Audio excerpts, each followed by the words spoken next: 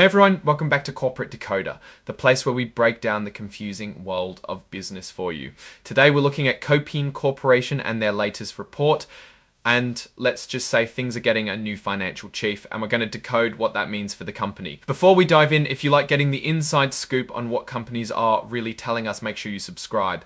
And hey, join our Discord community too, linked in the description below for even more insights and discussions. So Kopin Corporation, a company operating in the technology space, has just filed a report that tells us about some significant changes. The big news here is an appointment to a very important role, Chief Financial Officer or CFO. This person is basically the guardian of the company's money, making sure everything from budgets to investments is handled with care. The new CFO is Eric Mans, and he's set to join the team in September of 2025. Now, you might think this is just a routine change, but who a company picks as its CFO can tell us a lot about its future direction and financial strategy. It's like changing the driver of a car. You want to know if they're going to speed up, slow down, or take a completely different route. Let's look at Mr. Mans' background. He comes from Allegro Microsystems, a publicly traded company. And he wasn't just any guy there, he was a business unit CFO. This means he was responsible for the finances of a specific part of their business, which is a pretty big deal. It shows he understands how to manage money for a product-focused group. He also spent a very long time, over 25 years, at Allegro working his way up.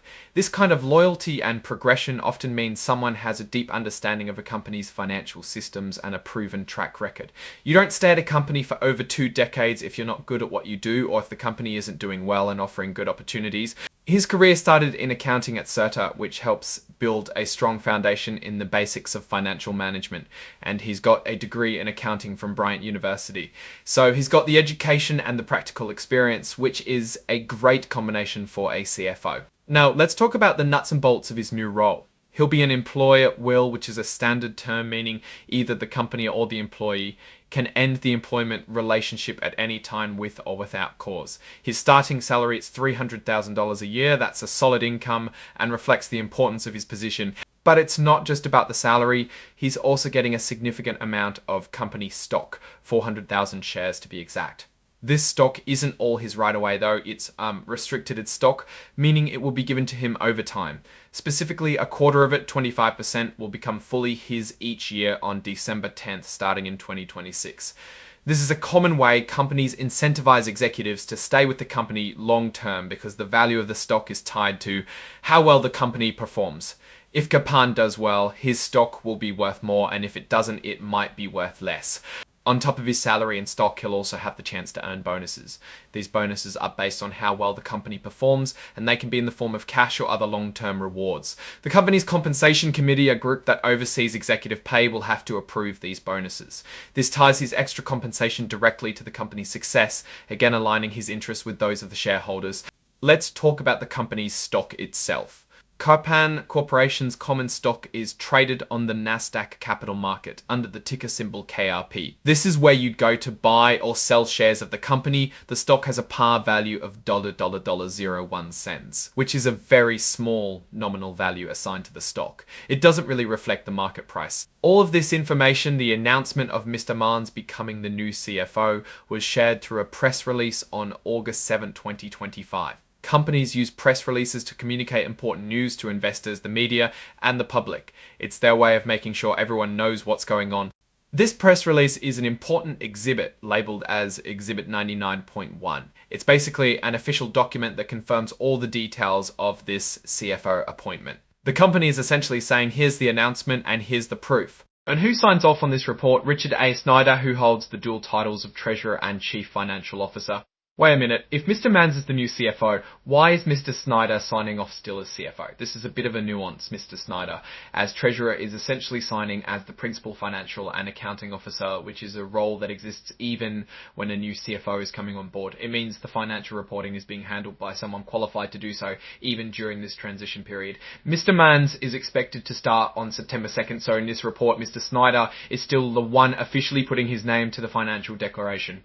Now let's look at this from a broader perspective.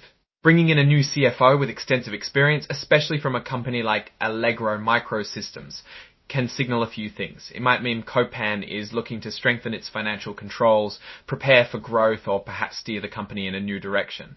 The stock grants and performance bonuses are standard executive compensation tools designed to keep talent motivated and focused on long-term value creation. However, we haven't seen detailed financial tables in this particular filing, which is a bit of a missed opportunity to see the raw numbers driving Kopin's business.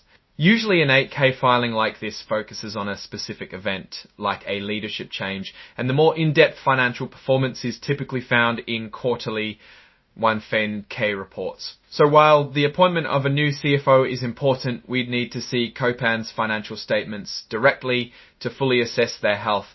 Looking at Mr. Mans's background, his long tenure at Allegro suggests he's likely experienced in managing finances through different economic cycles and industry shifts. This could be valuable for Kopin as they navigate the technology landscape. The fact that his compensation is heavily weighted towards stock and performance bonuses is a good sign for investors, as it means his pay is directly tied to the company's success. A potential risk for any company, especially during a leadership transition in finance, is maintaining financial discipline and accurate reporting. With Mr. Mans coming on board, the focus will be on how he integrates his expertise and potentially reshapes financial strategies. We'll be watching to see if his appointment leads to improved financial transparency and performance.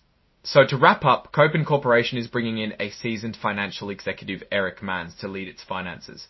This move, along with his compensation package, suggests a focus on long-term growth and performance. While this specific filing doesn't give us the deep financial numbers we usually look for, the experience Mr. Mans brings from Allegro Microsystems is promising. We'll need to keep an eye on Kopin's future reports to see how his leadership translates into tangible financial results. What's your take on this appointment and what it might mean for Kopin? Let us know in the comments below. If you found this breakdown helpful, give this video a thumbs up and subscribe for more corporate decoded insights. And don't forget to join our Discord for ongoing discussions. Thanks for watching, and we'll see you in the next one.